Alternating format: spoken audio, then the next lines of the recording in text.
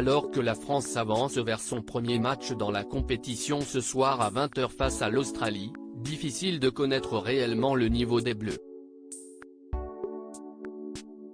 Il faut dire que l'équipe de Didier Deschamps n'a pas été épargnée par les blessures ces dernières semaines.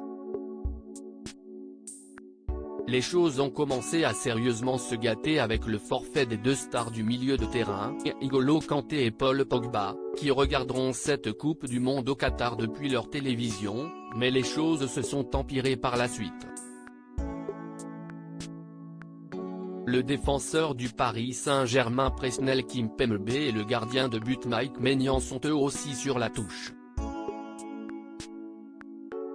Si certains pensaient que les choses allaient s'arrêter là, le coup de grâce est intervenu samedi soir avec l'officialisation du forfait de Karim Benzema. Une terrible nouvelle pour tous les fans des Bleus, qui rêvaient depuis longtemps d'une attaque avec le tout récent ballon d'or associé à la nouvelle star Kylian Mbappé, mais ce ne sera malheureusement pas possible. Victime d'une blessure à une cuisse, le joueur de 34 ans a été contraint de renoncer malgré son envie.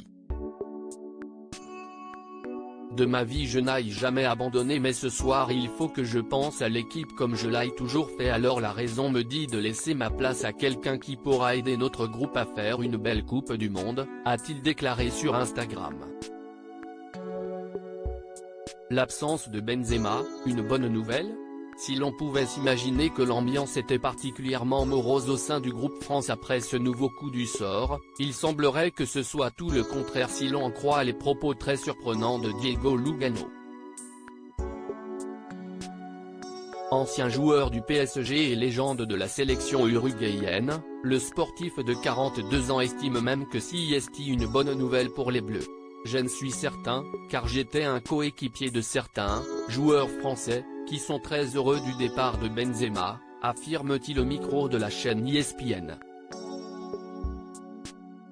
Une déclaration très étonnante de la part de Diego Lugano, et difficile de connaître la véracité de ses propos, mais si l'on en croit ses dires, il faudrait donc se réjouir de l'absence de Karim Benzema. Étrange.